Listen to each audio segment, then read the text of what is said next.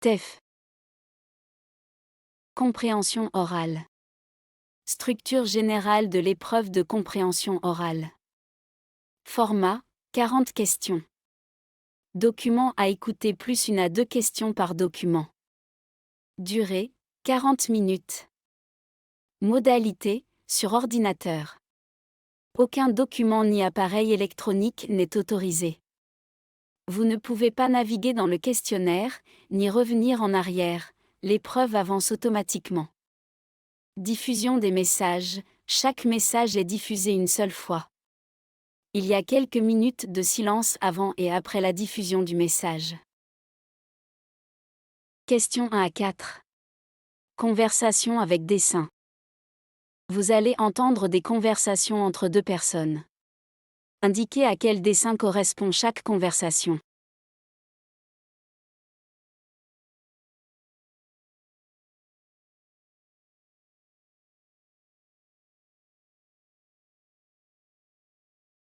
Question 1.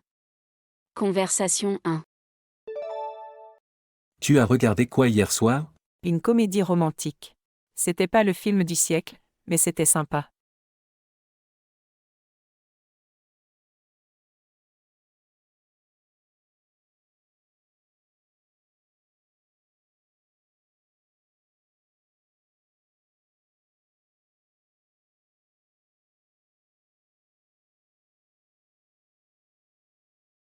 Question 2. Conversation 2. Laura, Jennifer devait envoyer le document officiel par courriel ou par courrier.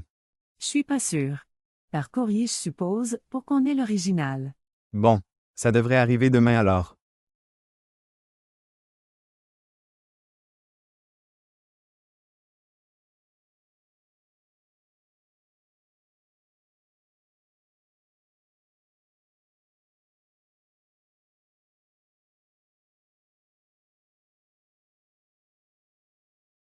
Question 3. Conversation 3. Alors, vous avez trouvé un logement? Oui, et il est très grand avec 3 chambres. En plus, il est dans un immeuble sympa. Mais je pensais que vous cherchiez une maison. Au départ, oui, mais on a changé d'avis.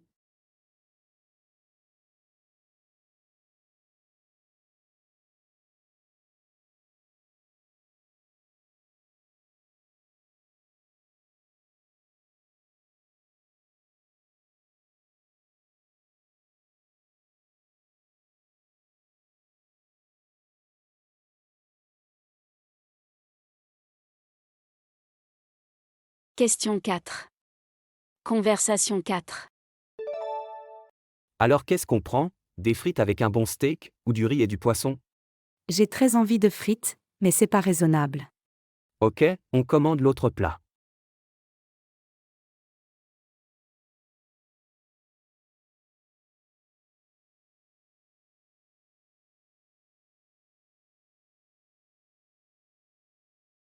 Question 5 à 8.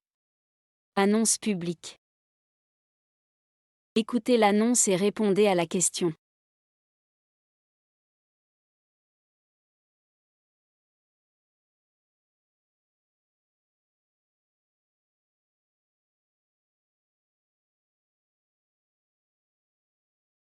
Question 5.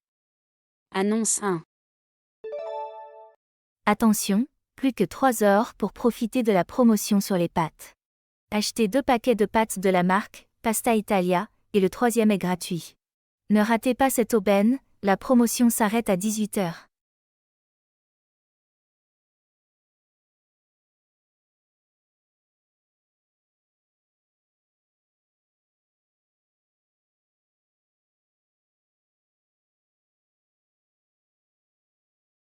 Question 6. Annonce 2. Votre attention s'il vous plaît, changement de voie pour le train à destination de Marseille, départ à 17h46. Tous les voyageurs sont invités à se rendre à la voie 15. Départ du prochain train pour Marseille, voie 15.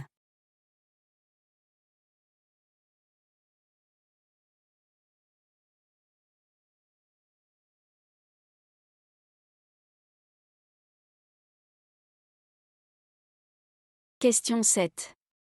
Annonce 3. Votre attention s'il vous plaît. Nous vous rappelons qu'il est interdit de filmer le concert.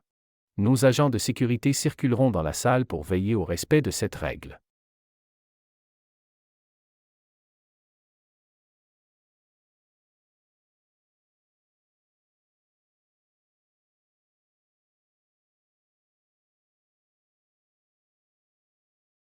Question 8.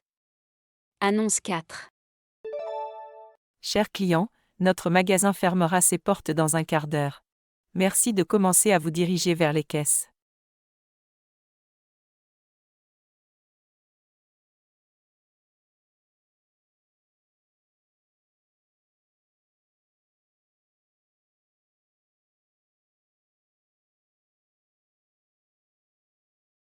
Question 9 à 14. Message sur répondeur téléphonique. Écoutez le message et répondez à la question.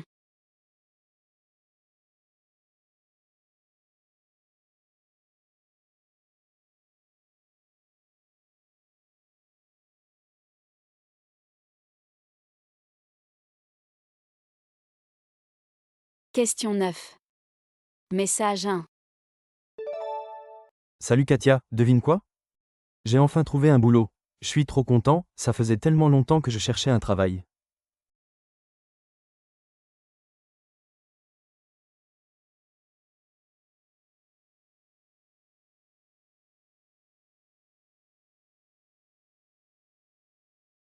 Question 10. Message 2. Bonjour Madame Rizzo, ici Monsieur Grantier, votre conseiller de la Banque du Nord-Ouest. Je vous contacte concernant l'incident de paiement de la semaine dernière.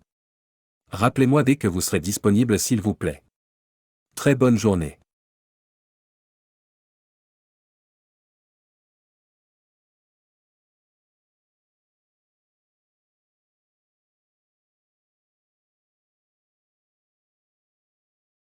Question 11. Message 3. Bonjour Jonas, c'est Lucia à l'appareil.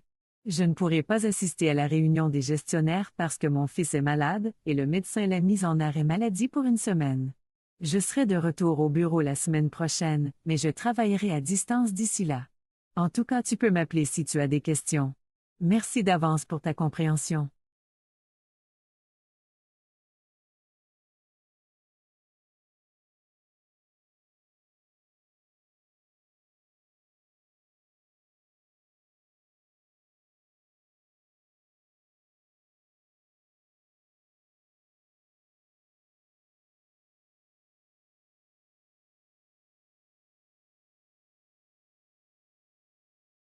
Question 12. Message 4. Bonjour Monsieur Dupont, Paolo Bouvier à l'appareil. Je vous appelle concernant le dossier de partenariat. Merci de me rappeler dès que possible au 06 12 34 56 78. Bonne journée.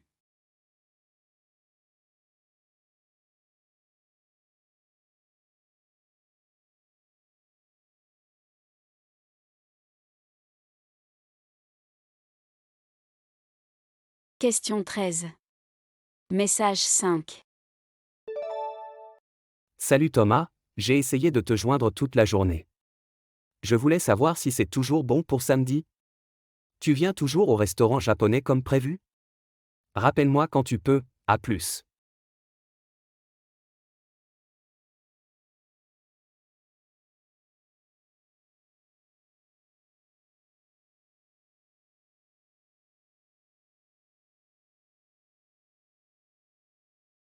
Question 14. Message 6. Bonjour Madame Kébi, Lucie Delard du cabinet dentaire Courvin. Une place s'est libérée le 4 avril à 15h. Merci de me rappeler rapidement pour confirmer le rendez-vous.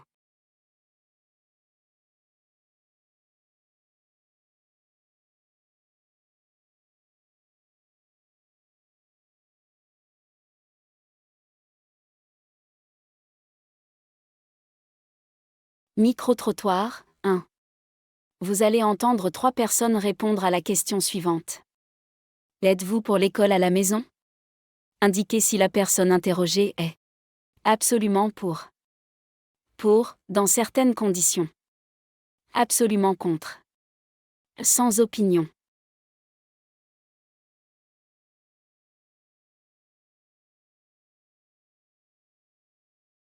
Question 15, personne 1.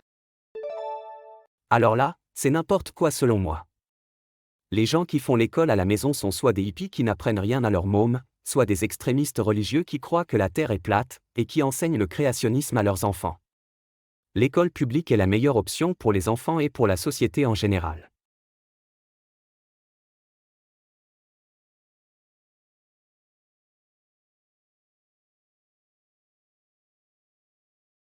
Question 16, personne 2. Je pense que chaque parent doit avoir le droit de choisir l'éducation qu'il donne à son enfant. Tant que les parents qui font l'école à la maison respectent la loi et suivent le programme de l'école publique, je n'ai rien à redire à ça et je crois que personne ne devrait dire quoi que ce soit.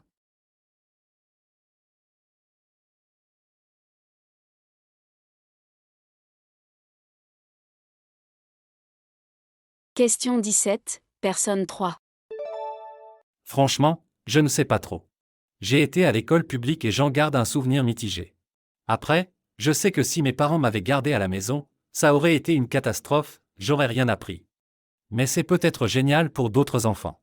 Franchement, je sais pas, j'ai pas trop d'avis là-dessus.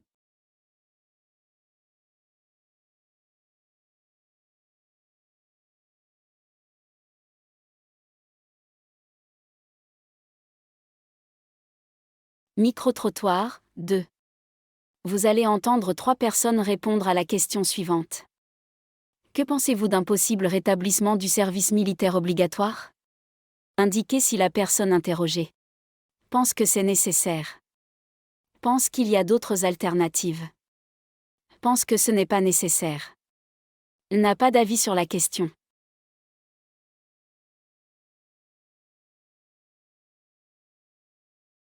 Question 18, personne 1.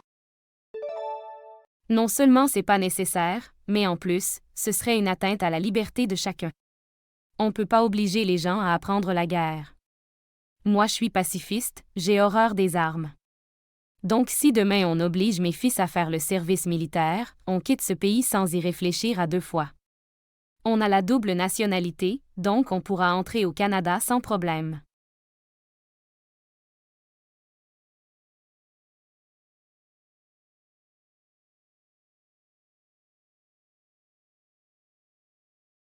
Question 19, personne 2. Dans les temps où nous sommes, oui, c'est nécessaire. On voit bien que le monde est de plus en plus instable politiquement. Il y a des tensions entre les pays et la France n'est pas épargnée. De toute façon, on n'aurait jamais dû arrêter le service militaire obligatoire. Cette décision était vraiment stupide.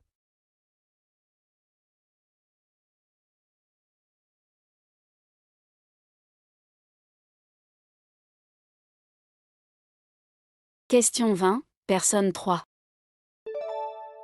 On a besoin de soldats et d'une armée forte, ça, c'est indéniable. Mais il y a d'autres moyens que d'obliger les gens.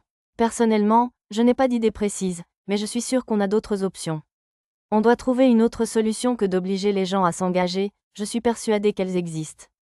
En plus, les citoyens seront contre si on les oblige, et on aura plein de manifestations.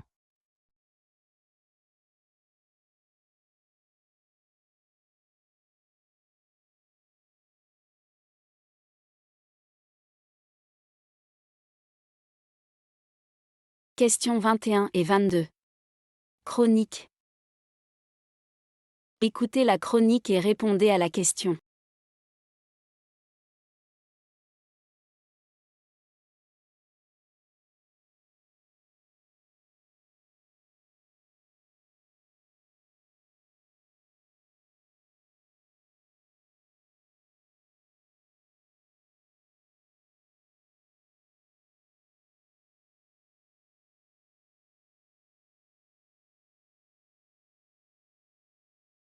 Question 21.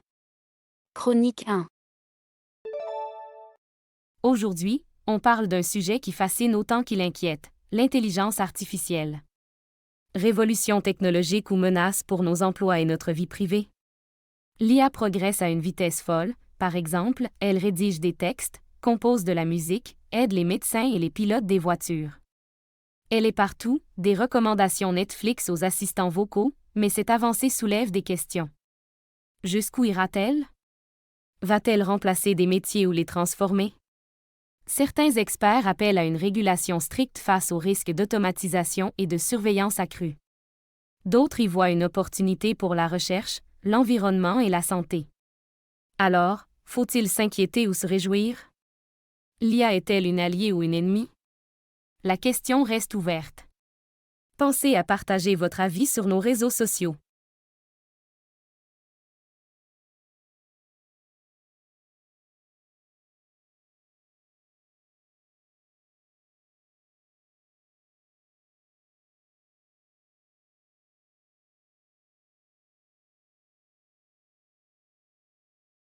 Question 22. Chronique 2. Coucou les mélomanes. Aujourd'hui, on parle d'un phénomène qui fait son grand retour, le vinyle. Alors qu'on écoute de la musique en streaming, rapide et illimité, le bon vieux disque vinyle refait sensation. En 2023, ses ventes ont même dépassé celles des CD, une première depuis 30 ans. Mais pourquoi un tel engouement? D'abord, pour le son, souvent décrit comme plus chaleureux et authentique que le numérique compressé. Ensuite, pour l'objet en lui-même, une pochette travaillée, un disque collector, un vrai plaisir pour les amateurs. Et puis, il y a le rituel, sortir le disque, poser l'aiguille, écouter chaque craquement, c'est un moment magique. Les artistes ne s'y trompent pas, de plus en plus d'albums ressortent en vinyle, parfois en édition limitée, avec des bonus exclusifs. Résultat, les collectionneurs et les nostalgiques se les arrachent. Alors, si vous avez de vieux vinyles qui traînent dans votre grenier, ne faites pas l'erreur de les jeter, car ils peuvent valoir de l'or.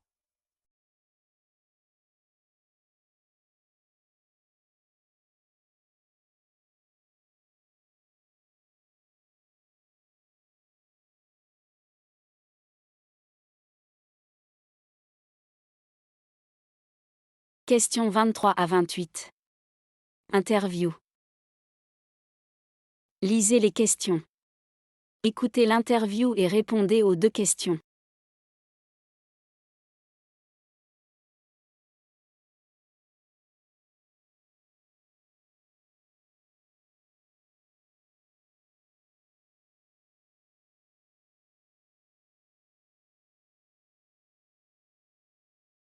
Questions 23 et 24. Interview 1. Ce soir, nous avons le plaisir de recevoir l'écologiste Marie Duval. Elle est l'auteure de l'essai Réinventer la Terre, urgence face à la crise du siècle, qui aborde l'urgence de la crise écologique et les solutions à envisager pour sauver notre planète. Bonsoir Madame Duval, et merci d'être avec nous. Bonsoir et merci pour votre invitation, c'est un plaisir d'être ici. Dans votre livre, vous parlez de la crise écologique comme d'une urgence absolue. Vous évoquez l'impact du réchauffement climatique, de la pollution et de l'épuisement des ressources naturelles. Avant même de lire votre livre, je me suis demandé, pourquoi avoir choisi de parler de crise? N'est-ce pas un terme très fort pour décrire une situation complexe? Alors sachez que je comprends votre interrogation. Pour moi, le mot crise n'est pas juste un mot à la mode, même si on l'entend tous les 4 matins. On traverse réellement une période où les impacts du changement climatique deviennent chaque jour plus visibles, et on voit très bien avec les vagues de chaleur, les catastrophes naturelles, ou encore l'extinction accélérée des espèces. Et selon les scientifiques, si on ne change pas radicalement notre manière de produire et de consommer, l'avenir de nos enfants sera gravement compromis. Dans mon livre, j'essaie d'éveiller les consciences et de faire comprendre que le changement est possible, mais qu'on doit agir maintenant. Vous proposez des solutions pour réduire notre empreinte carbone et repenser nos modes de vie, mais ces changements demandent des efforts à tous les niveaux, des gouvernements aux citoyens. Pensez-vous vraiment que ces transformations sont réalistes à court terme? Je crois que des transformations profondes sont nécessaires, mais elles doivent être accompagnées d'un changement global de mentalité. Bien sûr, les gouvernements doivent prendre des décisions audacieuses en matière de politique publique, mais il ne faut pas oublier que chaque individu a un rôle à jouer et ça commence par des gestes quotidiens, comme réduire notre consommation de viande ou privilégier les énergies renouvelables. Cependant, ces actions individuelles doivent être soutenues par une réorganisation des industries, une refonte de nos systèmes agricoles et une législation plus contraignante. Je crois sincèrement que le changement est possible s'il est porté par une volonté collective et une politique forte. Je pense que vous avez raison de rappeler l'importance d'agir tous ensemble. Et puis dans votre livre, vous mettez l'accent sur l'urgence. Est-ce que vous pensez que l'éveil des consciences est suffisant, ou faut-il des actions beaucoup plus concrètes et rapides? L'éveil des consciences est une première étape essentielle, mais il faut aller bien plus loin. Il ne suffit pas de prendre conscience des enjeux, il faut également agir de manière urgente et structurée. Si on continue à tergiverser et à se renvoyer la balle, les conséquences seront dramatiques pour les générations futures, ça, c'est une certitude. Le temps est compté et c'est impératif que les gouvernements, les entreprises et les citoyens fassent tous leur part.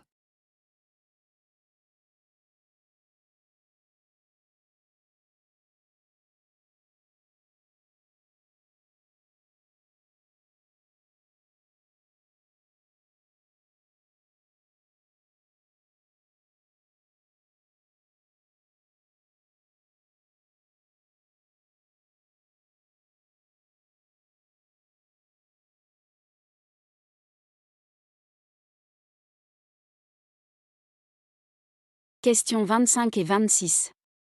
Interview 2. Le télétravail a connu une forte croissance ces dernières années, notamment après la pandémie de COVID-19. Est-ce qu'il s'agit d'une tendance durable pour l'avenir du travail, ou simplement d'un phénomène temporaire? Pour en parler, nous recevons ce soir Maxime Girard, expert en ressources humaines. Bonsoir, Monsieur Girard. Bonsoir, merci pour l'invitation. Le télétravail s'est imposé comme une nécessité pendant la pandémie, mais maintenant que les restrictions sont levées, beaucoup d'entreprises reviennent à un modèle de travail plus traditionnel. Pourquoi le télétravail semble-t-il être un sujet aussi clivant dans le monde du travail? C'est une excellente question. Le télétravail a fait ses preuves pendant la pandémie, offrant une flexibilité sans précédent aux employés. Cependant, pour de nombreuses entreprises, il reste difficile d'imaginer un avenir sans interaction physique quotidienne entre les équipes. Cela étant dit, il ne faut pas oublier les avantages considérables du télétravail, comme la réduction des trajets domicile-travail, une meilleure qualité de vie pour les employés et une plus grande autonomie.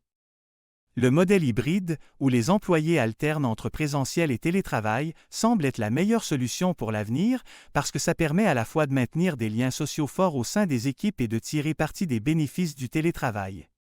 Beaucoup soulignent que le télétravail peut mener à l'isolement social ou rendre difficile la gestion d'équipe.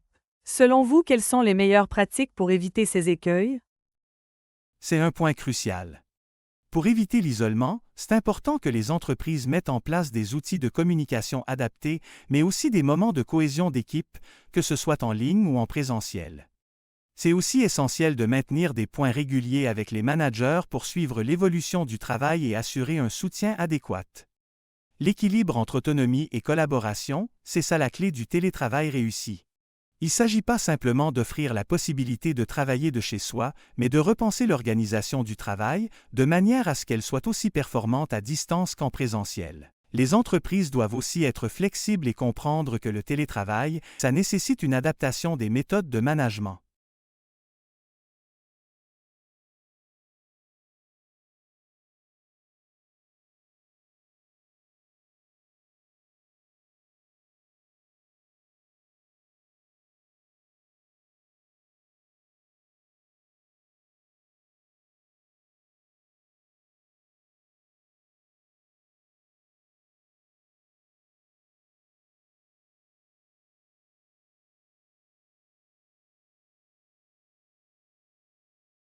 Questions 27 et 28. Interview 3. Ce soir, nous avons le plaisir de recevoir Lucie Dupont, chef cuisinière et militante de la cuisine végétale. Madame Dupont, bonsoir et merci d'être avec nous. Bonsoir, et merci à vous de m'accueillir. Vous êtes l'auteur du livre Végétal, le goût du futur, où vous défendez l'idée que la cuisine à base de plantes est l'avenir de notre alimentation. Pourquoi avoir décidé d'écrire sur ce sujet maintenant? Je l'ai écrit parce qu'aujourd'hui, on est face à des enjeux environnementaux et de santé majeurs, et dans ce contexte, la cuisine végétale est une réponse à la fois simple et efficace pour réduire notre impact écologique. Et ce type de cuisine permet de répondre à des préoccupations de santé publique. C'est pourquoi j'ai voulu écrire ce livre, pour démontrer que le végétal n'est pas juste une mode, mais une nécessité. Il est urgent de revoir notre façon de consommer, et je crois que la cuisine végétale est l'une des meilleures alternatives pour le faire. Vous mettez en avant les bienfaits de la cuisine végétale, mais certains pourraient la considérer comme trop restrictive ou difficile à mettre en place. Est-ce vraiment accessible à tous ? Je suis convaincue que tout le monde peut intégrer plus de végétal dans son alimentation, sans forcément renoncer au plaisir de manger. Mon livre propose des recettes accessibles, même pour ceux qui n'ont pas l'habitude de cuisiner des plantes. Il s'agit de faire découvrir des saveurs nouvelles, d'explorer la diversité des légumes, des légumineuses et des céréales. Le but n'est pas de renoncer à tout ce que l'on aime, mais plutôt de réinventer nos repas. Les recettes végétales sont souvent plus simples à réaliser qu'on le croit. En plus, elles apportent des bienfaits considérables à notre santé et à l'environnement. Mais certains diront que cela impose un changement trop radical. N'est-ce pas difficile de convaincre les gens d'abandonner leurs habitudes alimentaires ? Bien sûr, c'est difficile de changer les mentalités et ça prend du temps. Le changement alimentaire ne se fait pas du jour au lendemain. Mais il faut commencer par de petites étapes, en intégrant progressivement des repas végétariens dans la semaine. Le but n'est pas de se forcer à tout prix, mais de redécouvrir des saveurs et d'apprécier une cuisine pleine de vitalité. D'ailleurs, je crois qu'il est essentiel de ne pas culpabiliser les gens, mais plutôt de les inciter à faire des choix alimentaires plus durables.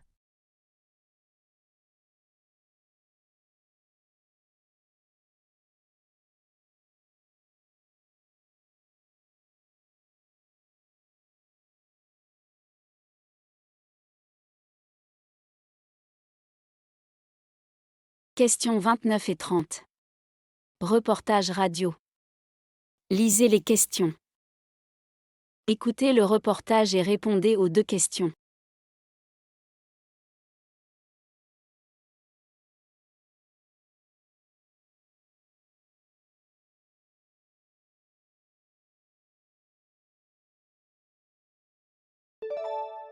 Ces dernières années, les applications de santé ont pris une place grandissante dans le quotidien des Français. Selon une étude de 2023, 38% des Français utilisent des applications pour suivre leur activité physique, leur alimentation ou leur bien-être mental. Ce phénomène, qui a connu un fort développement pendant la pandémie de Covid-19, a suscité un grand intérêt pour la gestion personnelle de la santé. Mais ces outils apportent-ils réellement des bénéfices, ou soulèvent-ils des questions sur la sécurité des données personnelles et leur utilisation à long terme ?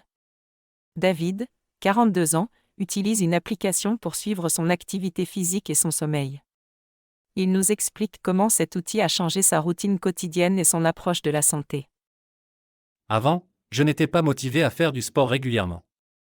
Mais depuis que j'utilise cette application, je suis bien plus assidu. Je reçois des rappels, et l'application suit mes progrès, ce qui me pousse à me dépasser. Ça m'aide aussi à mieux comprendre mes habitudes de sommeil et de les ajuster pour être plus en forme. Je trouve ça vraiment utile. Et au-delà de l'aspect physique, ça m'aide aussi à gérer mon alimentation et mon bien-être mental. Par exemple, elle me rappelle de prendre des pauses pendant ma journée de travail pour ne pas trop stresser. En fait, c'est devenu un vrai outil au quotidien pour moi. L'aspect motivant et pratique de ces applications semble séduire un grand nombre d'utilisateurs. Toutefois, elles suscitent également des préoccupations, notamment concernant la gestion des données personnelles. Isabelle Lemoine, experte en protection des données, nous alerte sur les risques associés à la collecte massive d'informations sensibles. C'est un fait reconnu, ces applications collectent des données très personnelles, votre activité physique, votre rythme cardiaque, vos habitudes alimentaires, et parfois même des informations liées à votre santé mentale. C'est pourquoi il est essentiel de bien comprendre comment ces données sont utilisées, et le problème, c'est qu'elles ne sont pas toujours stockées de manière sécurisée. Il existe des risques, en particulier lorsque ces informations sont partagées avec des entreprises tierces à des fins commerciales. C'est vraiment un sujet qui doit être abordé de manière plus transparente, mais malheureusement aujourd'hui c'est loin d'être le cas. Les utilisateurs, bien que conscients des enjeux liés à la confidentialité, continuent d'utiliser ces applications pour leurs avantages pratiques. Caroline, 29 ans, est une utilisatrice régulière d'une application de santé mentale.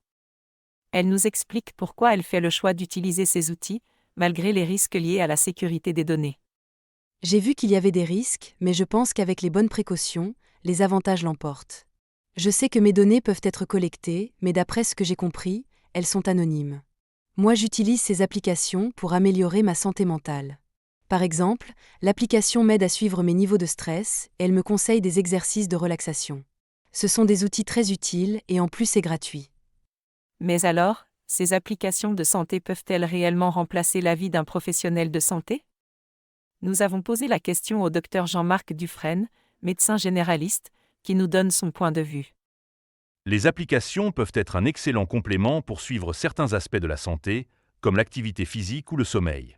Mais elles ne remplacent pas une consultation médicale.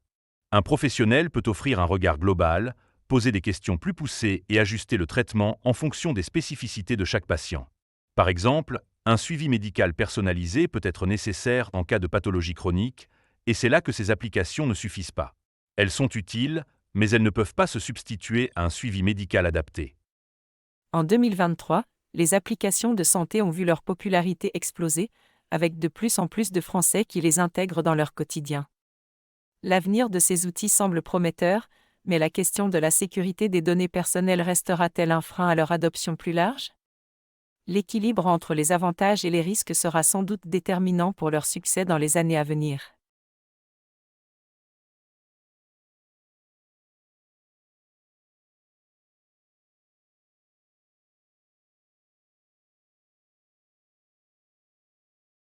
Questions 31 à 40. Documents divers. Écoutez le document audio et répondez à la question.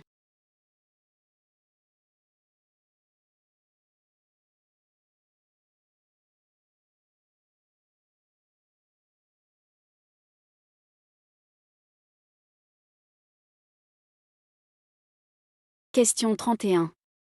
Document 1. Lors du conseil municipal, le développement de la ville de Saint-Michel-sur-Orge a été au centre des discussions. Le maire, Jean-Pierre Dufresne, a exposé un plan ambitieux pour moderniser les infrastructures de la ville. Parmi les projets annoncés, on retrouve la rénovation du marché central, l'amélioration des transports publics, ainsi que la création d'un centre culturel. Le maire a souligné que les financements pour ces projets proviendraient de fonds publics, mais aussi d'investissements privés. Cependant, certains membres de l'opposition ont exprimé leurs préoccupations sur l'impact de ces projets sur l'environnement et sur la qualité de vie des habitants. Le prochain conseil municipal aura lieu le 20 mai à 15h à la mairie.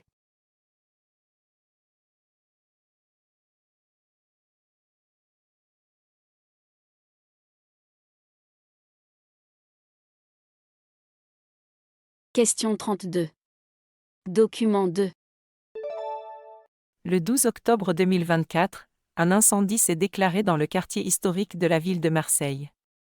Les pompiers ont rapidement maîtrisé le feu, mais plusieurs bâtiments anciens ont été détruits, certains datant du XVIIIe siècle.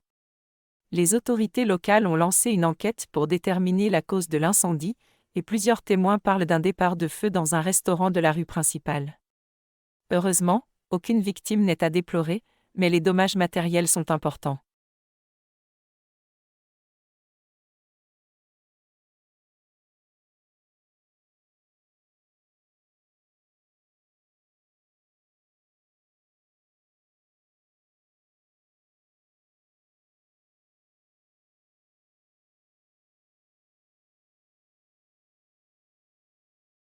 Question 33. Document 3. Je remercie chaleureusement le jury du prix Jeune Talent de l'innovation pédagogique pour cette reconnaissance qui me touche profondément. Ce prix est un honneur, mais aussi une responsabilité. Il me motive à continuer à innover dans l'éducation et à transmettre avec passion. Je partage cette réussite avec mes collègues, ma famille et toute mon équipe.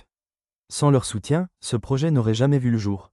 Ce prix, je le vois comme un encouragement collectif à croire en une école plus créative et inclusive. Merci pour votre confiance.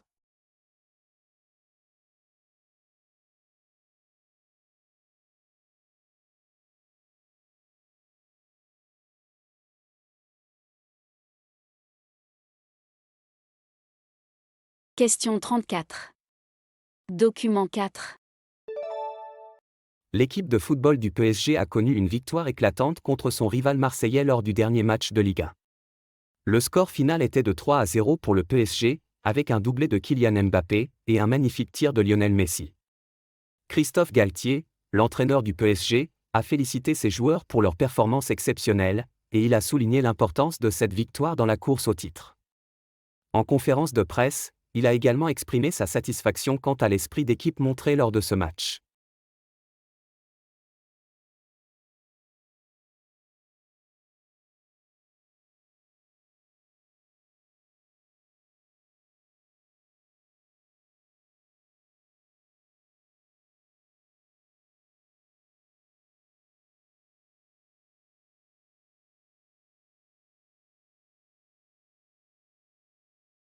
Question 35. Document 5. L'Association Solidarité Verte organise un événement caritatif le 15 juin, visant à récolter des fonds pour la reforestation des zones touchées par des incendies. L'événement se déroulera dans un parc local et inclura des activités pour toute la famille. Il y aura des ateliers de jardinage, des spectacles de musique et des conférences sur les enjeux écologiques. Les fonds récoltés seront intégralement reversés à des projets de reforestation dans les régions les plus touchées.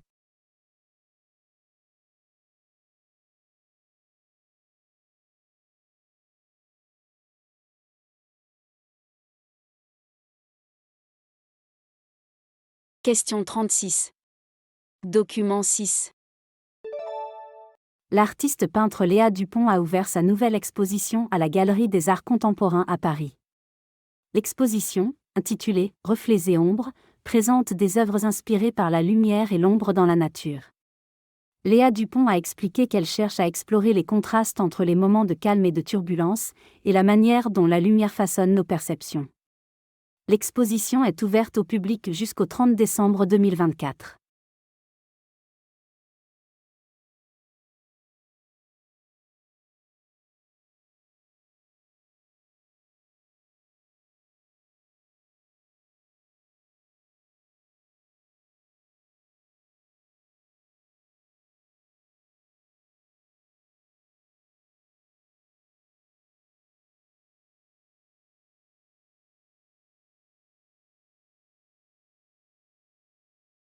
Question 37. Document 7. Pour finir, une information de santé publique. Lors d'une conférence de presse ce matin, la ministre de la Santé a annoncé de nouvelles mesures pour lutter contre la pandémie de grippe, notamment la mise en place d'une campagne médiatique de sensibilisation à la vaccination. Elle a aussi annoncé le déploiement de centres de dépistage mobiles dans les zones les plus touchées. Les citoyens sont invités à se faire vacciner dès que possible afin de limiter la propagation du virus. En parallèle, des actions de sensibilisation sur le terrain seront menées par des professionnels de santé et des bénévoles pour encourager les bonnes pratiques d'hygiène et la vaccination auprès des citoyens.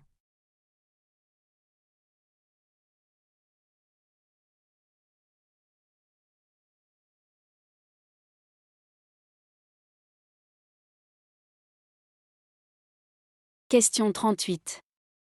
Document 8. Le président de la République a annoncé ce matin une réforme de l'éducation nationale qui vise à réduire les inégalités entre les établissements scolaires. Cette réforme comprend plusieurs mesures phares, comme la réduction du nombre d'élèves par classe dans les zones défavorisées, une augmentation des aides financières pour les élèves en difficulté, ainsi que l'introduction de nouvelles méthodes d'enseignement adaptées aux besoins des élèves. Le ministre de l'Éducation a précisé que ces mesures seraient mises en place progressivement à partir de la rentrée prochaine.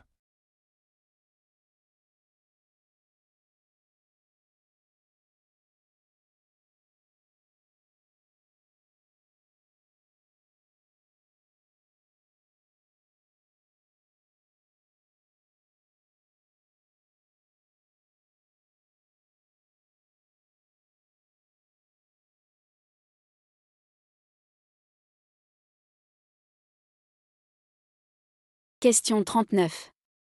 Document 9. Une étude révèle que le nombre de personnes souffrant de troubles du sommeil a considérablement augmenté au cours des dernières années. Parmi les facteurs principaux identifiés, on trouve l'usage excessif des écrans avant de dormir, ainsi que le stress lié au rythme de travail. Les chercheurs recommandent d'adopter des habitudes plus saines, comme limiter l'utilisation des écrans avant le coucher et pratiquer des exercices de relaxation. Un suivi médical est aussi conseillé pour les personnes présentant des troubles chroniques du sommeil, car elles risquent de développer des maladies cardiovasculaires, de l'hypertension et d'autres problèmes de santé.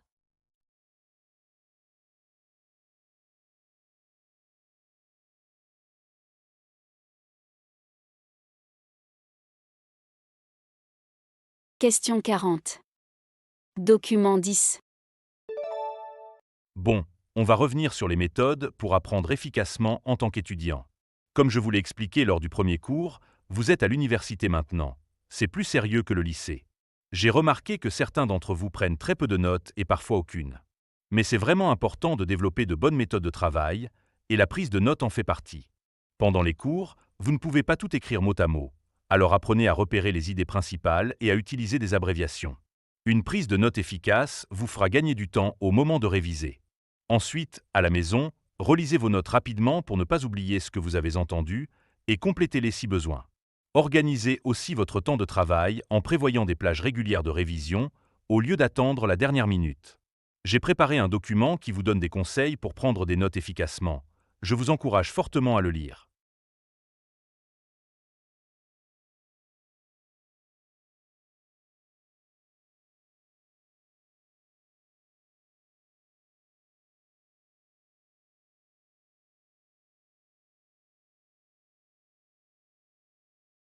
Question 1 à 4. Conversation avec dessin. Vous allez entendre des conversations entre deux personnes. Indiquez à quel dessin correspond chaque conversation. Question 1. Conversation 1. Tu as regardé quoi hier soir? Une comédie romantique. C'était pas le film du siècle, mais c'était sympa. Question 2. Conversation 2. Laura, Jennifer devait envoyer le document officiel par courriel ou par courrier. Je suis pas sûre. Par courrier, je suppose, pour qu'on ait l'original. Bon, ça devrait arriver demain alors. Question 3. Conversation 3. Alors, vous avez trouvé un logement? Oui, et il est très grand avec 3 chambres, en plus il est dans un immeuble sympa. Mais je pensais que vous cherchiez une maison? Au départ, oui, mais on a changé d'avis. Question 4. Conversation 4. Alors qu'est-ce qu'on prend? Des frites avec un bon steak, ou du riz et du poisson? J'ai très envie de frites, mais c'est pas raisonnable. Ok, on commande l'autre plat. Question 5 à 8. Annonce publique. Écoutez l'annonce et répondez à la question. Question 5. Annonce 1. Attention, plus que 3 heures pour profiter de la promotion sur les pâtes. Achetez 2 paquets de pâtes de la marque Pasta Italia, et le 3e est gratuit. Ne ratez pas cette aubaine, la promotion s'arrête à 18h. Question 6. Annonce 2. Votre attention s'il vous plaît, changement de voie pour le train à destination de Marseille, départ à 17h46. Tous les voyageurs sont invités à se rendre à la voie 15. Départ du prochain train pour Marseille, voie 15. Question 7. Annonce 3. Votre attention s'il vous plaît. Nous vous rappelons qu'il est interdit de filmer le concert. Nos agents de sécurité circuleront dans la salle pour veiller au respect de cette règle. Question 8. Annonce 4. Chers clients, notre magasin fermera ses portes dans un quart d'heure. Merci de commencer à vous diriger vers les caisses. Message sur répondeur téléphonique. Écoutez le message et répondez à la question. Question 9. Message 1. Salut Katia, devine quoi? J'ai enfin trouvé un boulot. Je suis trop content, ça faisait tellement longtemps que je cherchais un travail. Question 10. Message 2. Bonjour Madame Rizzo, ici Monsieur Grantier, votre conseiller de la Banque du Nord-Ouest. Je vous contacte concernant l'incident de paiement de la semaine dernière. Rappelez-moi dès que vous serez disponible s'il vous plaît. Très bonne journée. Question 11. Message 3. Bonjour Jonas, c'est Lucia à l'appareil. Je ne pourrai pas assister à la réunion des gestionnaires parce que mon fils est malade et le médecin l'a mis en arrêt maladie pour une semaine. Je serai de retour au bureau la semaine prochaine, mais je travaillerai à distance d'ici là. En tout cas, tu peux m'appeler si tu as des questions. Merci d'avance pour ta compréhension. Question 12. Message 4. Bonjour Monsieur Dupont, Paolo Bouvier à l'appareil. Je vous appelle concernant le dossier de partenariat. Merci de me rappeler dès que possible au 06 12 34 56 78. Bonne journée. Question 13. Message 5. Salut Thomas, j'ai essayé de te joindre toute la journée. Je voulais savoir si c'est toujours bon pour samedi. Tu viens toujours au restaurant japonais comme prévu? Rappelle-moi quand tu peux, à plus. Question 14. Message 6. Bonjour Madame Kébi, Lucie Delard du cabinet dentaire Courvin. Une place s'est libérée le 4 avril à 15h. Merci de me rappeler rapidement pour confirmer le rendez-vous. Micro-trottoir, 1. Vous allez entendre 3 personnes répondre à la question suivante.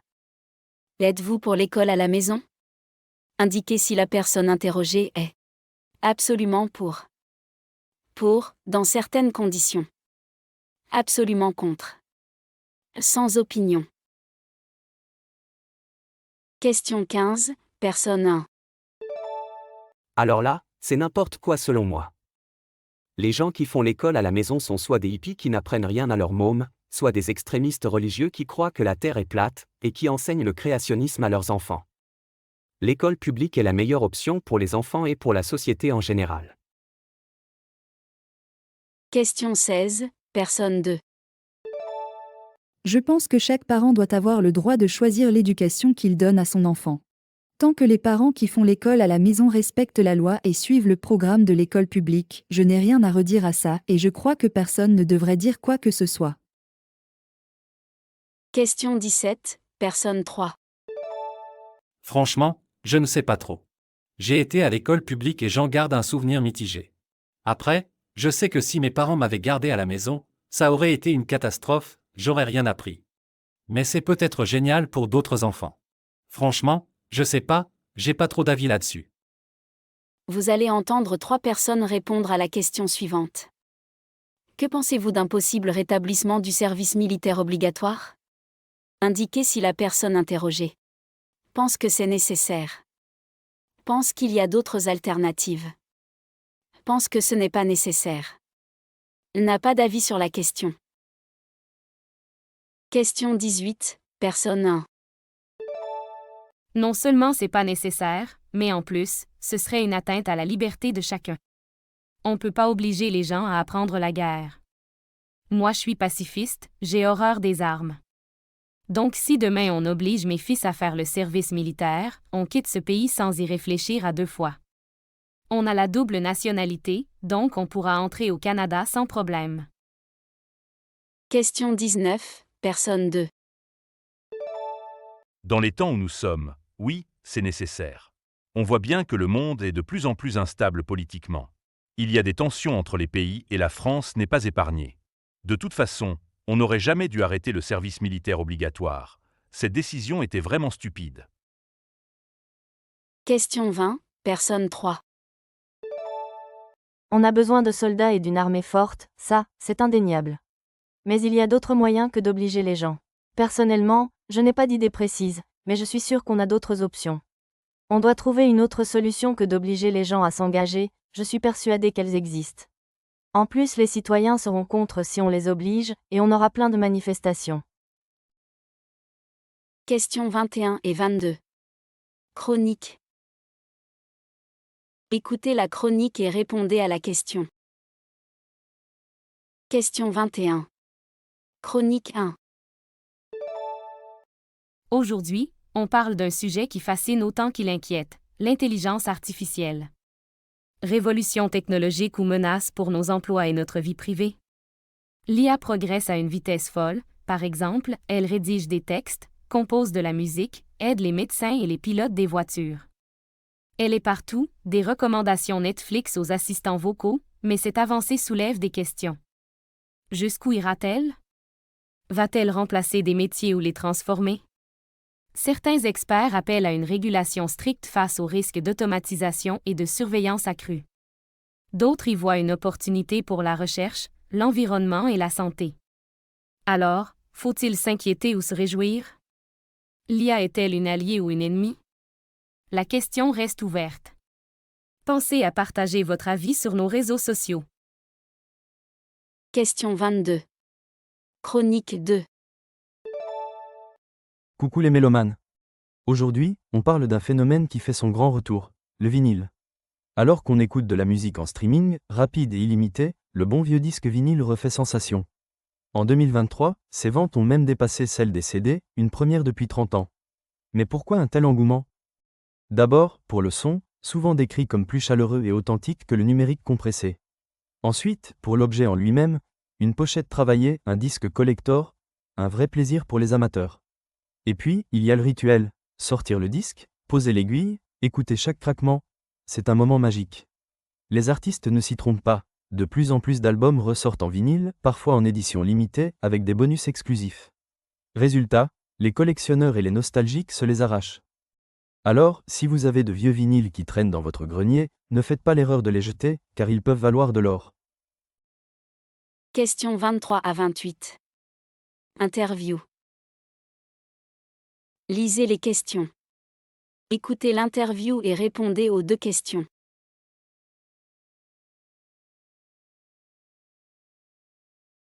Questions 23 et 24. Interview 1.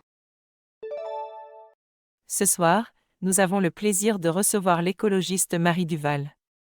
Elle est l'auteure de l'essai « Réinventer la Terre, urgence face à la crise du siècle », qui aborde l'urgence de la crise écologique et les solutions à envisager pour sauver notre planète. Bonsoir Madame Duval, et merci d'être avec nous. Bonsoir et merci pour votre invitation, c'est un plaisir d'être ici. Dans votre livre, vous parlez de la crise écologique comme d'une urgence absolue. Vous évoquez l'impact du réchauffement climatique, de la pollution et de l'épuisement des ressources naturelles. Avant même de lire votre livre, je me suis demandé pourquoi avoir choisi de parler de crise. N'est-ce pas un terme très fort pour décrire une situation complexe? Alors sachez que je comprends votre interrogation. Pour moi, le mot crise n'est pas juste un mot à la mode, même si on l'entend tous les 4 matins. On traverse réellement une période où les impacts du changement climatique deviennent chaque jour plus visibles, et on voit très bien avec les vagues de chaleur, les catastrophes naturelles, ou encore l'extinction accélérée des espèces. Et selon les scientifiques, si on ne change pas radicalement notre manière de produire et de consommer, l'avenir de nos enfants sera gravement compromis.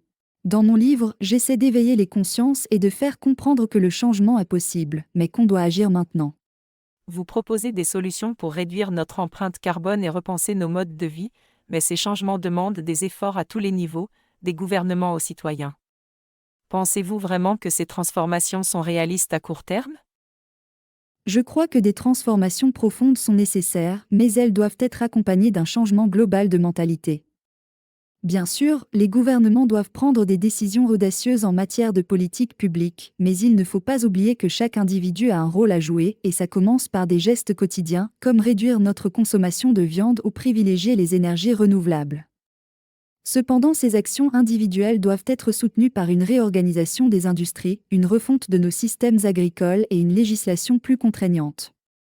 Je crois sincèrement que le changement est possible s'il est porté par une volonté collective et une politique forte.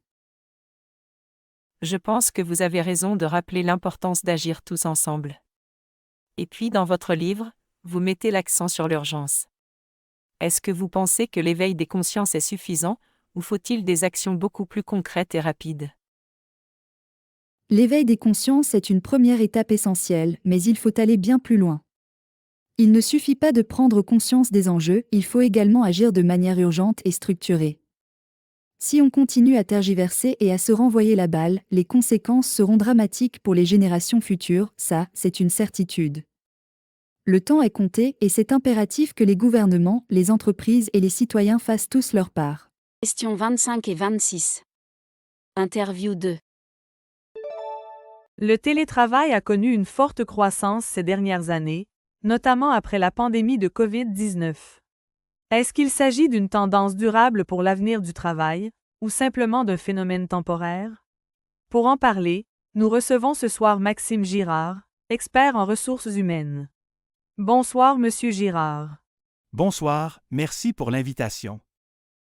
Le télétravail s'est imposé comme une nécessité pendant la pandémie, mais maintenant que les restrictions sont levées, beaucoup d'entreprises reviennent à un modèle de travail plus traditionnel.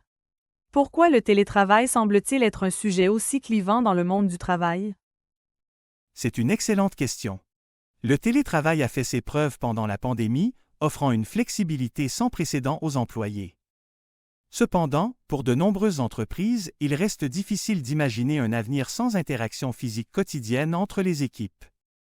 Cela étant dit, il ne faut pas oublier les avantages considérables du télétravail, comme la réduction des trajets domicile-travail, une meilleure qualité de vie pour les employés et une plus grande autonomie. Le modèle hybride, où les employés alternent entre présentiel et télétravail, semble être la meilleure solution pour l'avenir parce que ça permet à la fois de maintenir des liens sociaux forts au sein des équipes et de tirer parti des bénéfices du télétravail.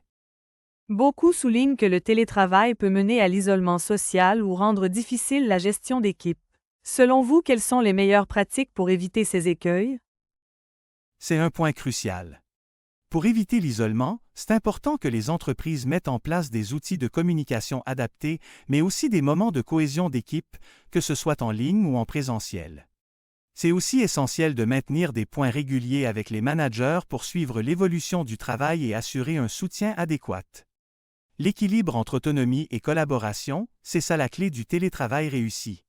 Il ne s'agit pas simplement d'offrir la possibilité de travailler de chez soi, mais de repenser l'organisation du travail de manière à ce qu'elle soit aussi performante à distance qu'en présentiel. Les entreprises doivent aussi être flexibles et comprendre que le télétravail, ça nécessite une adaptation des méthodes de management. Questions 27 et 28.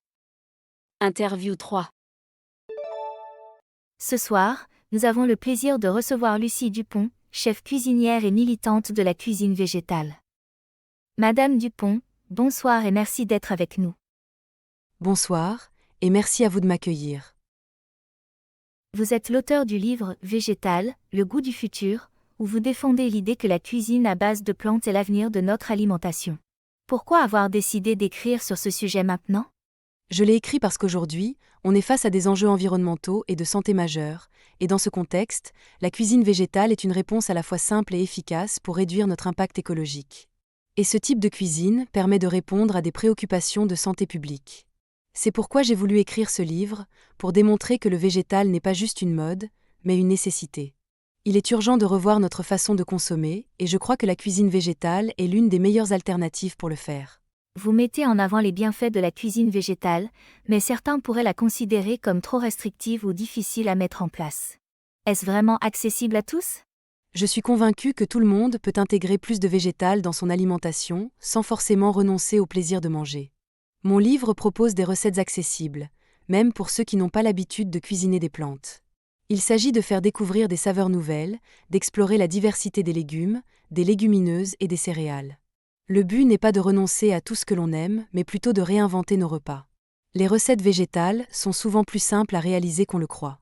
En plus, elles apportent des bienfaits considérables à notre santé et à l'environnement. Mais certains diront que cela impose un changement trop radical.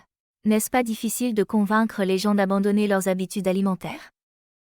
Bien sûr, c'est difficile de changer les mentalités et ça prend du temps. Le changement alimentaire ne se fait pas du jour au lendemain. Mais il faut commencer par de petites étapes, en intégrant progressivement des repas végétariens dans la semaine. Le but n'est pas de se forcer à tout prix, mais de redécouvrir des saveurs et d'apprécier une cuisine pleine de vitalité. D'ailleurs, je crois qu'il est essentiel de ne pas culpabiliser les gens, mais plutôt de les inciter à faire des choix alimentaires plus durables. Questions 29 et 30. Reportage radio. Lisez les questions. Écoutez le reportage et répondez aux 2 questions. Ces dernières années, les applications de santé ont pris une place grandissante dans le quotidien des Français. Selon une étude de 2023, 38% des Français utilisent des applications pour suivre leur activité physique, leur alimentation ou leur bien-être mental. Ce phénomène, qui a connu un fort développement pendant la pandémie de Covid-19, a suscité un grand intérêt pour la gestion personnelle de la santé. Mais ces outils apportent-ils réellement des bénéfices, ou soulèvent-ils des questions sur la sécurité des données personnelles et leur utilisation à long terme? David, 42 ans, utilise une application pour suivre son activité physique et son sommeil. Il nous explique comment cet outil a changé sa routine quotidienne et son approche de la santé. Avant, je n'étais pas motivé à faire du sport régulièrement. Mais depuis que j'utilise cette application, je suis bien plus assidu. Je reçois des rappels, et l'application suit mes progrès, ce qui me pousse à me dépasser. Ça m'aide aussi à mieux comprendre mes habitudes de sommeil et de les ajuster pour être plus en forme. Je trouve ça vraiment utile. Et au-delà de l'aspect physique, ça m'aide aussi à gérer mon alimentation et mon bien-être mental. Par exemple, elle me rappelle de prendre des pauses pendant ma journée de travail pour ne pas trop stresser. En fait, c'est devenu un vrai outil au quotidien pour moi. L'aspect motivant et pratique de ces applications semble séduire un grand nombre d'utilisateurs. Toutefois, elles suscitent également des préoccupations, notamment concernant la gestion des données personnelles. Isabelle Lemoine, experte en protection des données, nous alerte sur les risques associés à la collecte massive d'informations sensibles. C'est un fait reconnu, ces applications collectent des données très personnelles, votre activité physique, votre rythme cardiaque, vos habitudes alimentaires, et parfois même des informations liées à votre santé mentale. C'est pourquoi il est essentiel de bien comprendre comment ces données sont utilisées, et le problème, c'est qu'elles ne sont pas toujours stockées de manière sécurisée. Il existe des risques, en particulier lorsque ces informations sont partagées avec des entreprises tierces à des fins commerciales. C'est vraiment un sujet qui doit être abordé de manière plus transparente, mais malheureusement aujourd'hui c'est loin d'être le cas. Les utilisateurs, bien que conscients des enjeux liés à la confidentialité, continuent d'utiliser ces applications pour leurs avantages pratiques. Caroline, 29 ans, est une utilisatrice régulière d'une application de santé mentale. Elle nous explique pourquoi elle fait le choix d'utiliser ces outils, malgré les risques liés à la sécurité des données. J'ai vu qu'il y avait des risques, mais je pense qu'avec les bonnes précautions, les avantages l'emportent. Je sais que mes données peuvent être collectées, mais d'après ce que j'ai compris, elles sont anonymes. Moi, j'utilise ces applications pour améliorer ma santé mentale. Par exemple, l'application m'aide à suivre mes niveaux de stress et elle me conseille des exercices de relaxation. Ce sont des outils très utiles et en plus c'est gratuit. Mais alors, ces applications de santé peuvent-elles réellement remplacer l'avis d'un professionnel de santé? Nous avons posé la question au Dr Jean-Marc Dufresne, médecin généraliste, qui nous donne son point de vue. Les applications peuvent être un excellent complément pour suivre certains aspects de la santé, comme l'activité physique ou le sommeil. Mais elles ne remplacent pas une consultation médicale. Un professionnel peut offrir un regard global, poser des questions plus poussées et ajuster le traitement en fonction des spécificités de chaque patient. Par exemple, un suivi médical personnalisé peut être nécessaire en cas de pathologie chronique, et c'est là que ces applications ne suffisent pas. Elles sont utiles, mais elles ne peuvent pas se substituer à un suivi médical adapté. En 2023, les applications de santé ont vu leur popularité exploser, avec de plus en plus de Français qui les intègrent dans leur quotidien. L'avenir de ces outils semble prometteur, mais la question de la sécurité des données personnelles restera-t-elle un frein à leur adoption plus large? L'équilibre entre les avantages et les risques sera sans doute déterminant pour leur succès dans les années à venir. Questions 31 à 40. Documents divers. Écoutez le document audio et répondez à la question. Question 31. Document 1. Lors du conseil municipal, le développement de la ville de Saint-Michel-sur-Orge a été au centre des discussions. Le maire, Jean-Pierre Dufresne, a exposé un plan ambitieux pour moderniser les infrastructures de la ville. Parmi les projets annoncés, on retrouve la rénovation du marché central, l'amélioration des transports publics, ainsi que la création d'un centre culturel. Le maire a souligné que les financements pour ces projets proviendraient de fonds publics, mais aussi d'investissements privés. Cependant, certains membres de l'opposition ont exprimé leurs préoccupations sur l'impact de ces projets sur l'environnement et sur la qualité de vie des habitants. Le prochain conseil municipal aura lieu le 20 mai à 15 h à la mairie.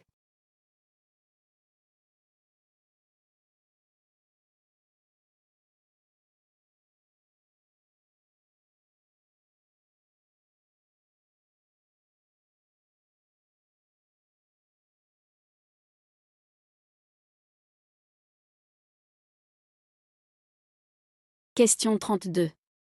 Document 2.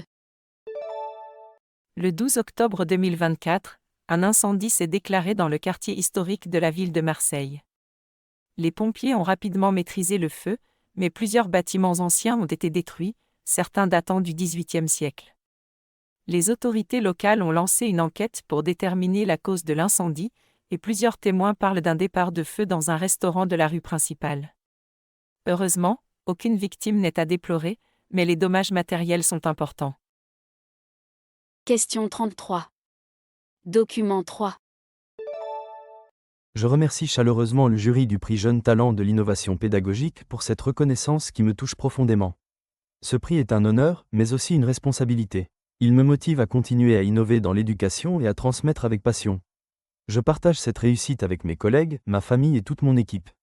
Sans leur soutien, ce projet n'aurait jamais vu le jour.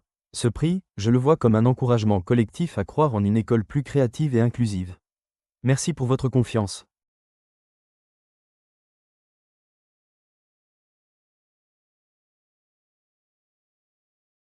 Question 34. Document 4. L'équipe de football du PSG a connu une victoire éclatante contre son rival marseillais lors du dernier match de Ligue 1. Le score final était de 3-0 pour le PSG, avec un doublé de Kylian Mbappé et un magnifique tir de Lionel Messi. Christophe Galtier, l'entraîneur du PSG, a félicité ses joueurs pour leur performance exceptionnelle, et il a souligné l'importance de cette victoire dans la course au titre. En conférence de presse, il a également exprimé sa satisfaction quant à l'esprit d'équipe montré lors de ce match. Question 35. Document 5. L'Association Solidarité Verte organise un événement caritatif le 15 juin, visant à récolter des fonds pour la reforestation des zones touchées par des incendies. L'événement se déroulera dans un parc local et inclura des activités pour toute la famille. Il y aura des ateliers de jardinage, des spectacles de musique et des conférences sur les enjeux écologiques. Les fonds récoltés seront intégralement reversés à des projets de reforestation dans les régions les plus touchées. Question 37. Document 7. Pour finir, une information de santé publique. Lors d'une conférence de presse ce matin, la ministre de la Santé a annoncé de nouvelles mesures pour lutter contre la pandémie de grippe, notamment la mise en place d'une campagne médiatique de sensibilisation à la vaccination.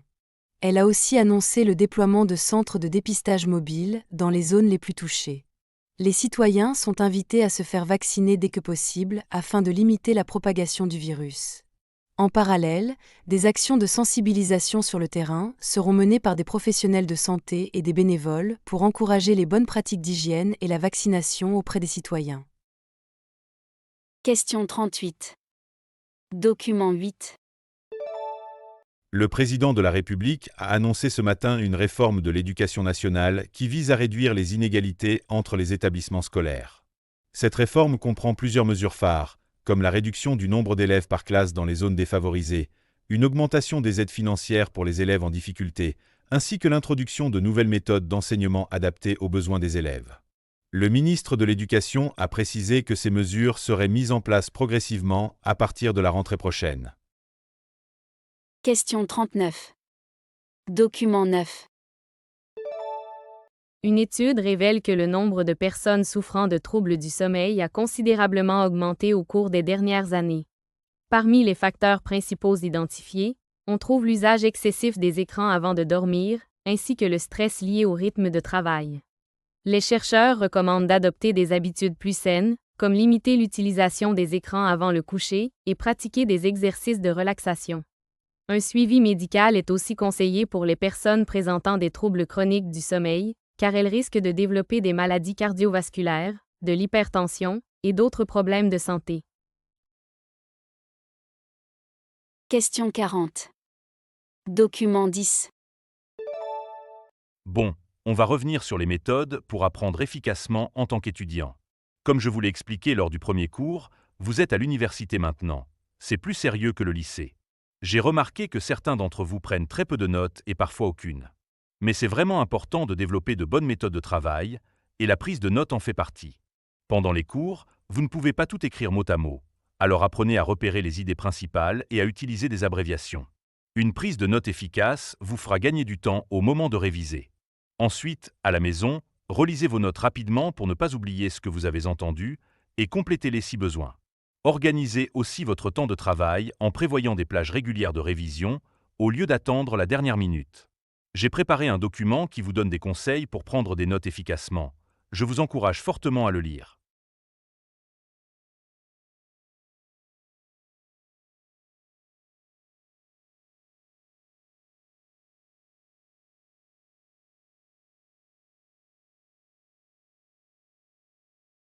Question 1. Conversation 1. Tu as regardé quoi hier soir? Une comédie romantique. C'était pas le film du siècle, mais c'était sympa. Question 2. Conversation 2. Laura, Jennifer devait envoyer le document officiel par courriel ou par courrier. Je suis pas sûre. Par courrier, je suppose, pour qu'on ait l'original.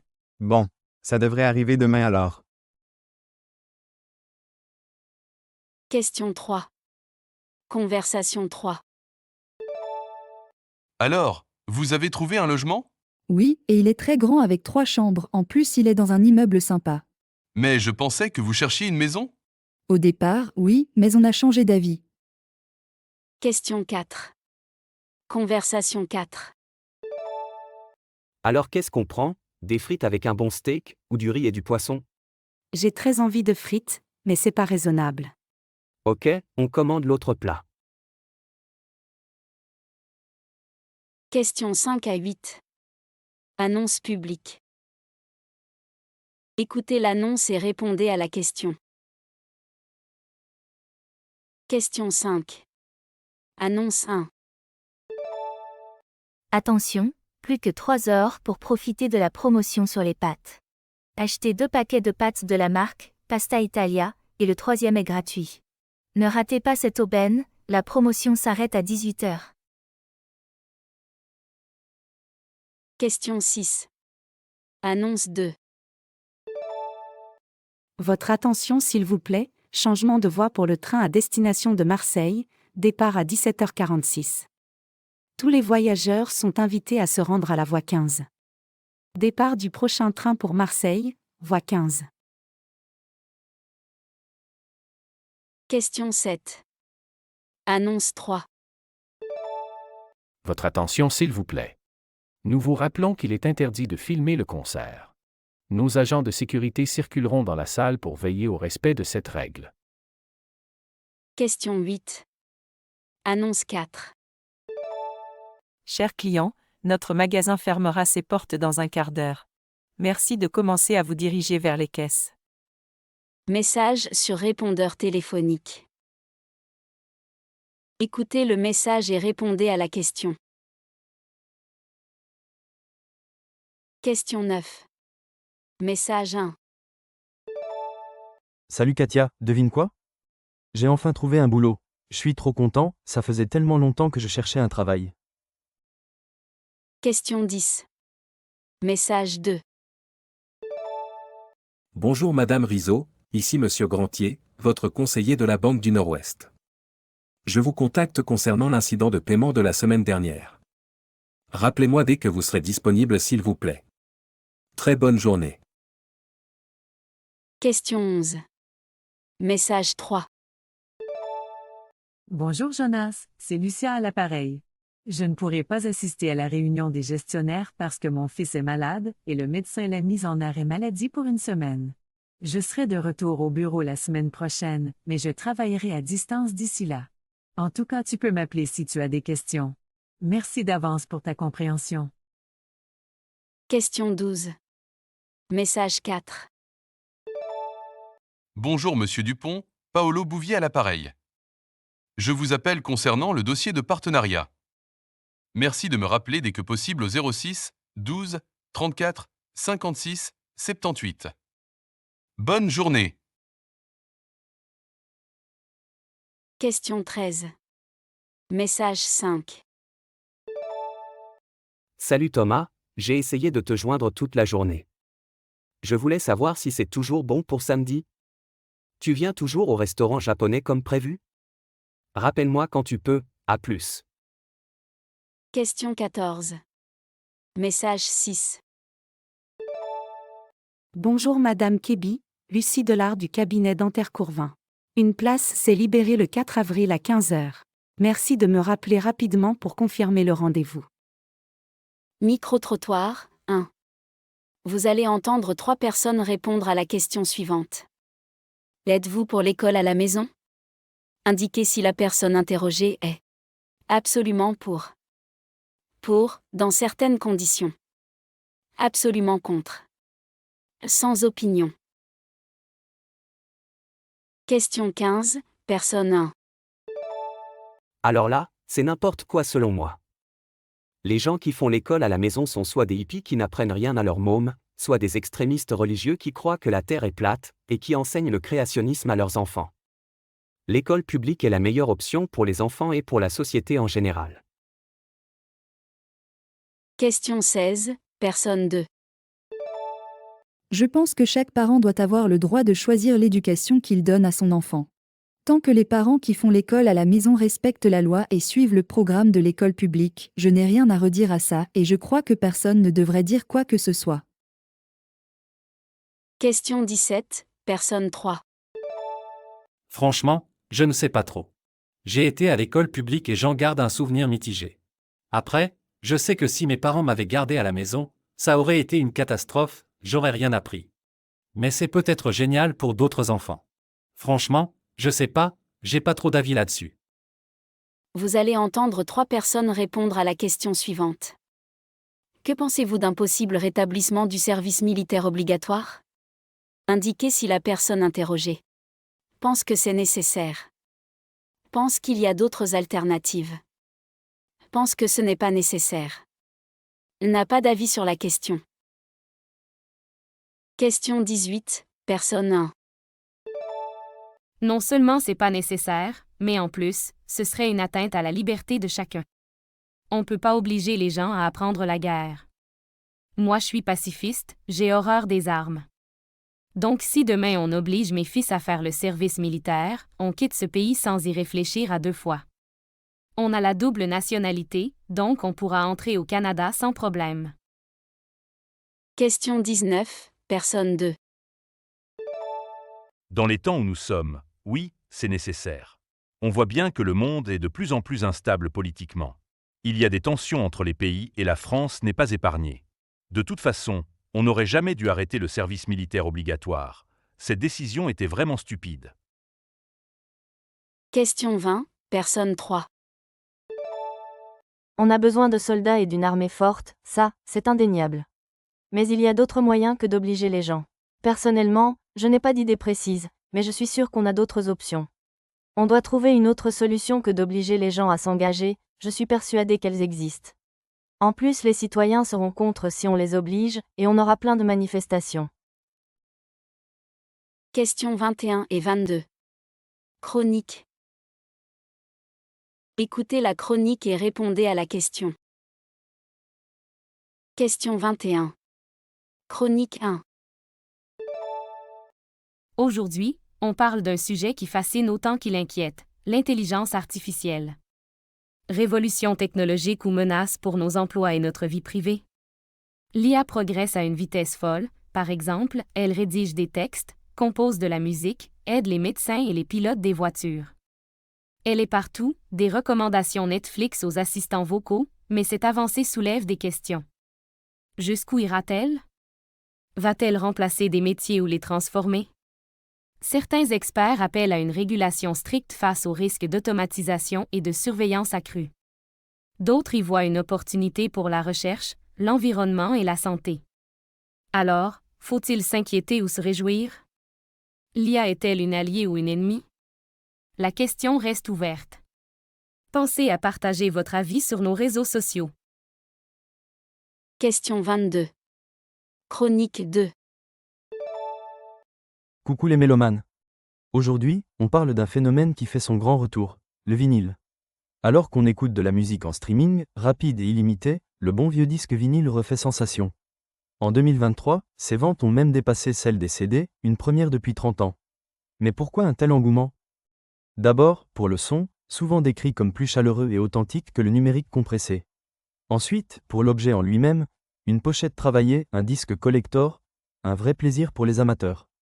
Et puis, il y a le rituel, sortir le disque, poser l'aiguille, écouter chaque craquement, c'est un moment magique. Les artistes ne s'y trompent pas, de plus en plus d'albums ressortent en vinyle, parfois en édition limitée, avec des bonus exclusifs. Résultat, les collectionneurs et les nostalgiques se les arrachent. Alors, si vous avez de vieux vinyles qui traînent dans votre grenier, ne faites pas l'erreur de les jeter, car ils peuvent valoir de l'or. Questions 23 à 28. Interview. Lisez les questions. Écoutez l'interview et répondez aux 2 questions.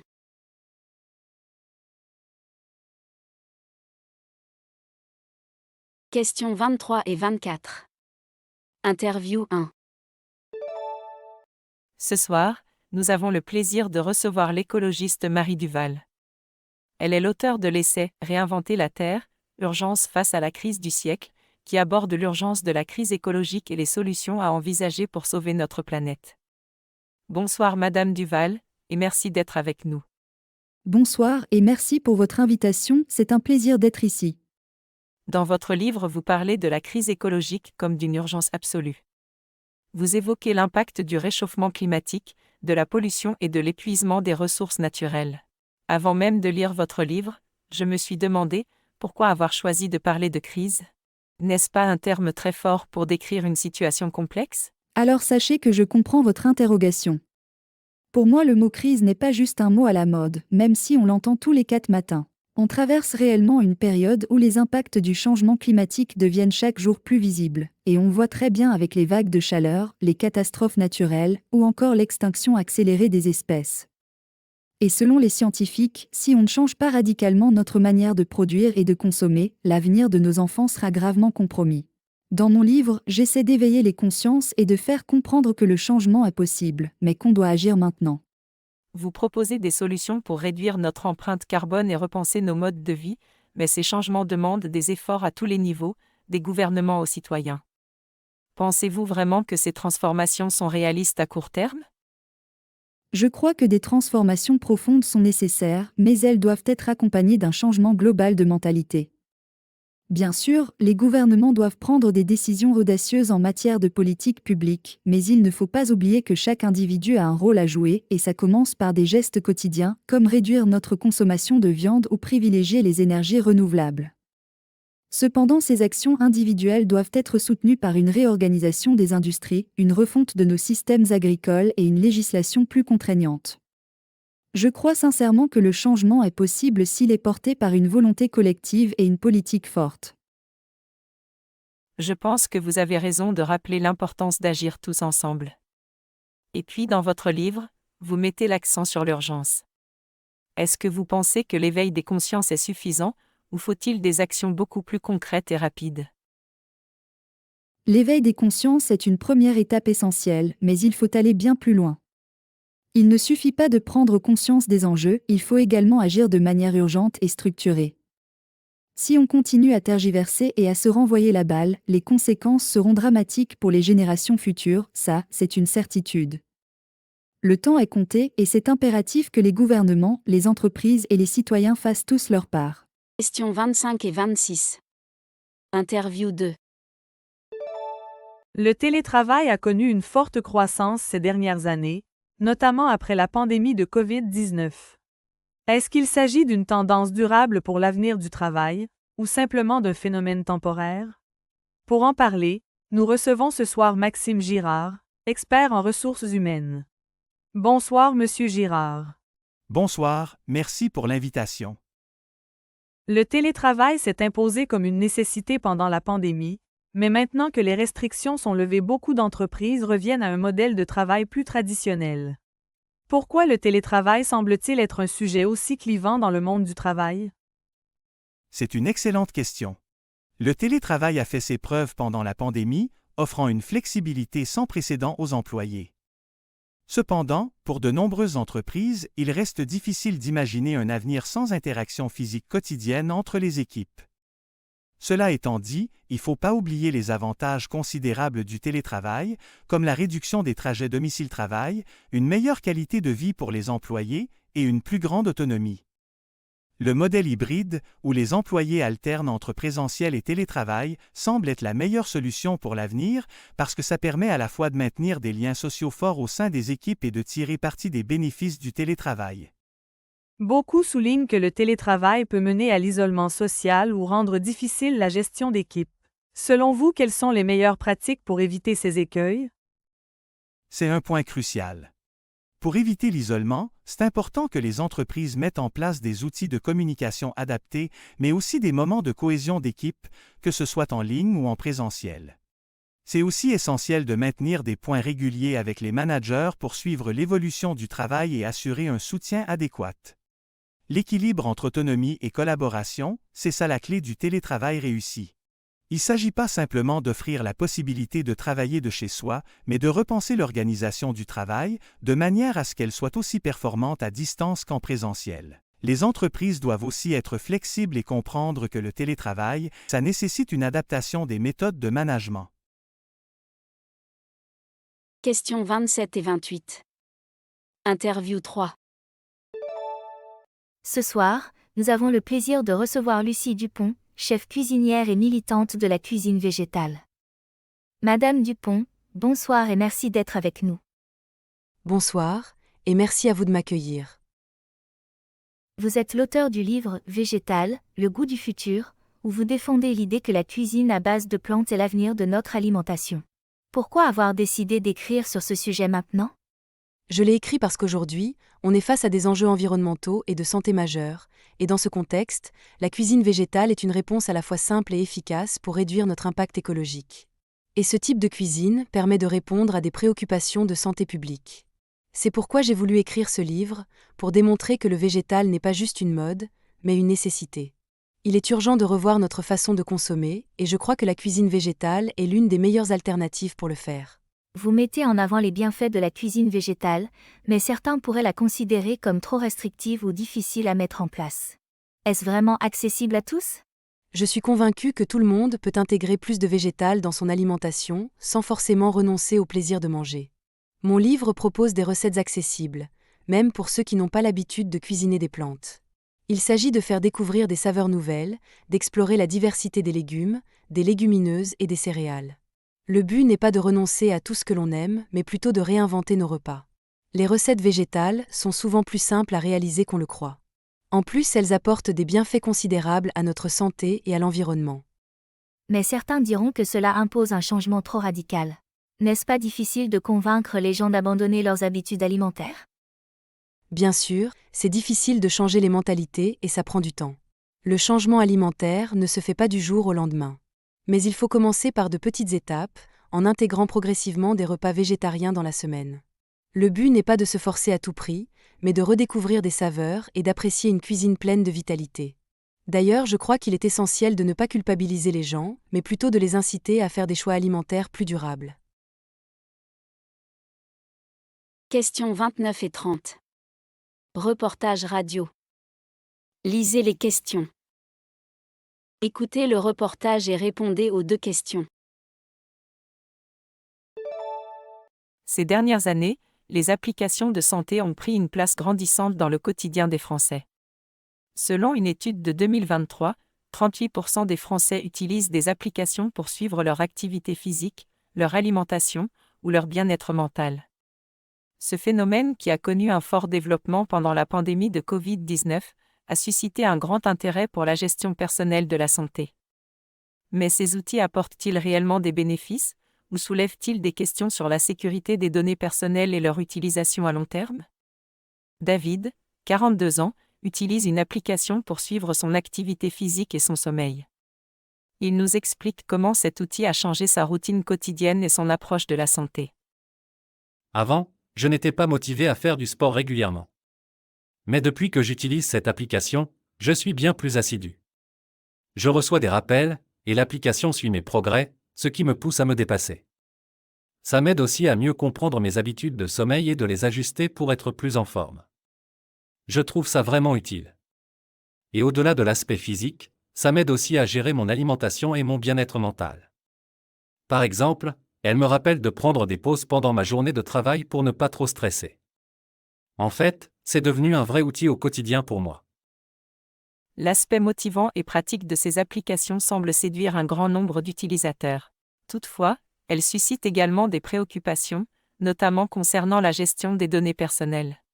Isabelle Lemoine, experte en protection des données, nous alerte sur les risques associés à la collecte massive d'informations sensibles. C'est un fait reconnu, ces applications collectent des données très personnelles, votre activité physique, votre rythme cardiaque, vos habitudes alimentaires, et parfois même des informations liées à votre santé mentale. C'est pourquoi il est essentiel de bien comprendre comment ces données sont utilisées, et le problème, c'est qu'elles ne sont pas toujours stockées de manière sécurisée. Il existe des risques, en particulier lorsque ces informations sont partagées avec des entreprises tierces à des fins commerciales. C'est vraiment un sujet qui doit être abordé de manière plus transparente, mais malheureusement aujourd'hui c'est loin d'être le cas. Les utilisateurs, bien que conscients des enjeux liés à la confidentialité, continuent d'utiliser ces applications pour leurs avantages pratiques. Caroline, 29 ans, est une utilisatrice régulière d'une application de santé mentale. Elle nous explique pourquoi elle fait le choix d'utiliser ces outils, malgré les risques liés à la sécurité des données. J'ai vu qu'il y avait des risques, mais je pense qu'avec les bonnes précautions, les avantages l'emportent. Je sais que mes données peuvent être collectées, mais d'après ce que j'ai compris, elles sont anonymes. Moi, j'utilise ces applications pour améliorer ma santé mentale. Par exemple, l'application m'aide à suivre mes niveaux de stress et elle me conseille des exercices de relaxation. Ce sont des outils très utiles et en plus c'est gratuit. Mais alors, ces applications de santé peuvent-elles réellement remplacer l'avis d'un professionnel de santé ? Nous avons posé la question au Dr Jean-Marc Dufresne, médecin généraliste, qui nous donne son point de vue. Les applications peuvent être un excellent complément pour suivre certains aspects de la santé, comme l'activité physique ou le sommeil. Mais elles ne remplacent pas une consultation médicale. Un professionnel peut offrir un regard global, poser des questions plus poussées et ajuster le traitement en fonction des spécificités de chaque patient. Par exemple, un suivi médical personnalisé peut être nécessaire en cas de pathologie chronique, et c'est là que ces applications ne suffisent pas. Elles sont utiles, mais elles ne peuvent pas se substituer à un suivi médical adapté. En 2023, les applications de santé ont vu leur popularité exploser, avec de plus en plus de Français qui les intègrent dans leur quotidien. L'avenir de ces outils semble prometteur, mais la question de la sécurité des données personnelles restera-t-elle un frein à leur adoption plus large ? L'équilibre entre les avantages et les risques sera sans doute déterminant pour leur succès dans les années à venir. Questions 31 à 40. Documents divers. Écoutez le document audio et répondez à la question. Question 31. Document 1. Lors du conseil municipal, le développement de la ville de Saint-Michel-sur-Orge a été au centre des discussions. Le maire, Jean-Pierre Dufresne, a exposé un plan ambitieux pour moderniser les infrastructures de la ville. Parmi les projets annoncés, on retrouve la rénovation du marché central, l'amélioration des transports publics, ainsi que la création d'un centre culturel. Le maire a souligné que les financements pour ces projets proviendraient de fonds publics, mais aussi d'investissements privés. Cependant, certains membres de l'opposition ont exprimé leurs préoccupations sur l'impact de ces projets sur l'environnement et sur la qualité de vie des habitants. Le prochain conseil municipal aura lieu le 20 mai à 15h à la mairie.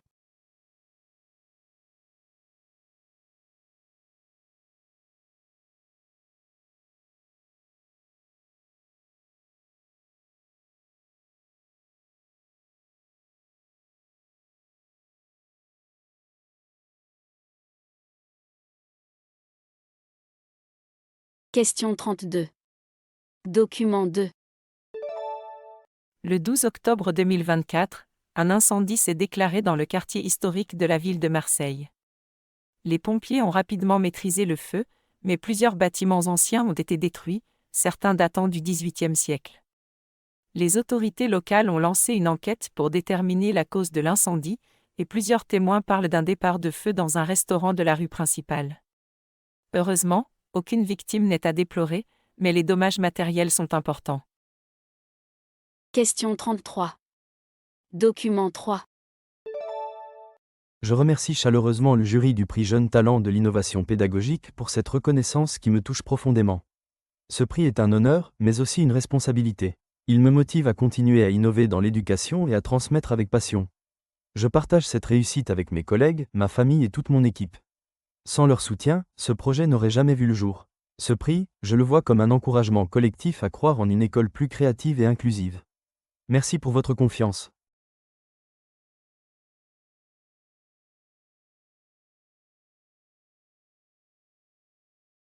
Question 34. Document 4. L'équipe de football du PSG a connu une victoire éclatante contre son rival marseillais lors du dernier match de Ligue 1. Le score final était de 3-0 pour le PSG, avec un doublé de Kylian Mbappé et un magnifique tir de Lionel Messi. Christophe Galtier, l'entraîneur du PSG, a félicité ses joueurs pour leur performance exceptionnelle, et il a souligné l'importance de cette victoire dans la course au titre. En conférence de presse, il a également exprimé sa satisfaction quant à l'esprit d'équipe montré lors de ce match. Question 35. Document 5. L'Association Solidarité Verte organise un événement caritatif le 15 juin, visant à récolter des fonds pour la reforestation des zones touchées par des incendies. L'événement se déroulera dans un parc local et inclura des activités pour toute la famille. Il y aura des ateliers de jardinage, des spectacles de musique et des conférences sur les enjeux écologiques. Les fonds récoltés seront intégralement reversés à des projets de reforestation dans les régions les plus touchées. Question 36. Document 6. L'artiste peintre Léa Dupont a ouvert sa nouvelle exposition à la Galerie des Arts Contemporains à Paris. L'exposition, intitulée « Reflets et ombres », présente des œuvres inspirées par la lumière et l'ombre dans la nature. Léa Dupont a expliqué qu'elle cherche à explorer les contrastes entre les moments de calme et de turbulence, et la manière dont la lumière façonne nos perceptions. L'exposition est ouverte au public jusqu'au 30 décembre 2024. Question 37. Document 7. Pour finir, une information de santé publique. Lors d'une conférence de presse ce matin, la ministre de la Santé a annoncé de nouvelles mesures pour lutter contre la pandémie de grippe, notamment la mise en place d'une campagne médiatique de sensibilisation à la vaccination. Elle a aussi annoncé le déploiement de centres de dépistage mobiles dans les zones les plus touchées. Les citoyens sont invités à se faire vacciner dès que possible afin de limiter la propagation du virus. En parallèle, des actions de sensibilisation sur le terrain seront menées par des professionnels de santé et des bénévoles pour encourager les bonnes pratiques d'hygiène et la vaccination auprès des citoyens. Question 38. Document 8. Le président de la République a annoncé ce matin une réforme de l'éducation nationale qui vise à réduire les inégalités entre les établissements scolaires. Cette réforme comprend plusieurs mesures phares, comme la réduction du nombre d'élèves par classe dans les zones défavorisées, une augmentation des aides financières pour les élèves en difficulté, ainsi que l'introduction de nouvelles méthodes d'enseignement adaptées aux besoins des élèves. Le ministre de l'Éducation a précisé que ces mesures seraient mises en place progressivement à partir de la rentrée prochaine. Question 39. Document 9. Une étude révèle que le nombre de personnes souffrant de troubles du sommeil a considérablement augmenté au cours des dernières années. Parmi les facteurs principaux identifiés, on trouve l'usage excessif des écrans avant de dormir, ainsi que le stress lié au rythme de travail. Les chercheurs recommandent d'adopter des habitudes plus saines, comme limiter l'utilisation des écrans avant le coucher et pratiquer des exercices de relaxation. Un suivi médical est aussi conseillé pour les personnes présentant des troubles chroniques du sommeil, car elles risquent de développer des maladies cardiovasculaires, de l'hypertension et d'autres problèmes de santé. Question 40. Document 10. Bon, on va revenir sur les méthodes pour apprendre efficacement en tant qu'étudiant. Comme je vous l'ai expliqué lors du premier cours, vous êtes à l'université maintenant. C'est plus sérieux que le lycée. J'ai remarqué que certains d'entre vous prennent très peu de notes et parfois aucune. Mais c'est vraiment important de développer de bonnes méthodes de travail, et la prise de notes en fait partie. Pendant les cours, vous ne pouvez pas tout écrire mot à mot, alors apprenez à repérer les idées principales et à utiliser des abréviations. Une prise de notes efficace vous fera gagner du temps au moment de réviser. Ensuite, à la maison, Relisez vos notes rapidement pour ne pas oublier ce que vous avez entendu et complétez-les si besoin. Organisez aussi votre temps de travail en prévoyant des plages régulières de révision au lieu d'attendre la dernière minute. J'ai préparé un document qui vous donne des conseils pour prendre des notes efficacement. Je vous encourage fortement à le lire.